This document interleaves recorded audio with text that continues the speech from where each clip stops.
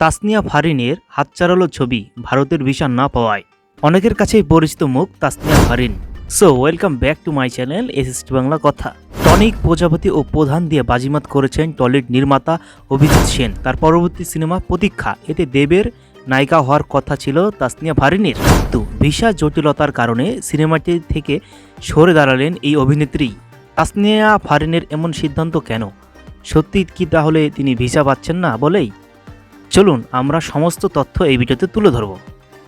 আপনারা এই ভিডিওতে থেকে বিস্তারিত জানতে পারবেন। এত কষ্ট করে যেহেতু ভিডিওটা তৈরি করি, অবশ্যই একটি লাইক ও কমেন্ট করবেন। তাসনিয়া ফারিন জানান, আগামী নভেম্বরে কলকাতা ও যুক্তরাজ্যে সিনেমাটির শুটিং শুরু হওয়ার কথা ছিল, আর এ মাস থেকেই পাক শুটিং পর্ব শুরু হচ্ছে। কিন্তু ভারতের ভিসা জটিলতা সহ নানা অনিশ্চয়তা তৈরি হয় অবশ্যই সিনেমাটি করছেন না তিনি। কি বুঝলেন তাহলে? তাসনিয়া ফারিন প্রতীক্ষা সিনেমাটি করছে না, তাহলে তিনি আর দেবের নায়িকা হচ্ছে না। তাসনিয়া ফারিন আরও জানান, নভেম্বর মাসে শুটিং শুরু করা না গেলে দেব ও মিঠুন চক্রবর্তীর শিডিউল পাওয়া যাবে না। আবার বাংলাদেশে থেকে ভিসা পাওয়াটাও অনিশ্চিত। এসব কারণে সিনেমাটি নিয়ে আর কাজ করা হচ্ছে না। শুনলাম সিনেমাটি আপাতত হচ্ছে না। শুটিংয়ের তারিখ যতই এগিয়ে আসছিল ততই চিন্তিত হয়ে পড়েছিলেন এই অভিনেত্রী। এবার সিনেমাটি ছেড়ে দেওয়ায় হাঁপ ছেড়ে বেঁচেছেন তিনি।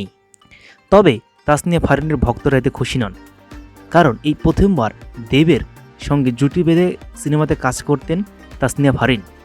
এটাই ছিল তার প্রথম সিনেমা দেবের সাথে। এটি না হয় তার ভক্তরা এতে কিন্তু মোটেও খুশি হচ্ছেন না। তাসনিয়া ফারিন আরও জানান, সিনেমাটির কারণে অনেক কাজ ছাড়তে হয়েছে। ওই শিডিউলে নতুন একটি কাজ নিয়েছি, এটিও একটি বড় বাজেটের কাজ।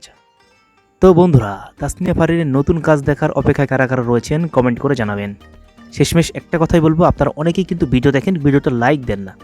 এটাই খুব খারাপ লাগে। এত কষ্ট করে আপনাদের জন্য ভিডিও তৈরি করে থাকি, অবশ্যই একটি লাইক ও কমেন্ট করবেন। আর যদি ভিডিওটা বেশি ভালো লেগে থাকে তাহলে সাবস্ক্রাইব করে বেল বাটন বাজিয়ে দিবেন।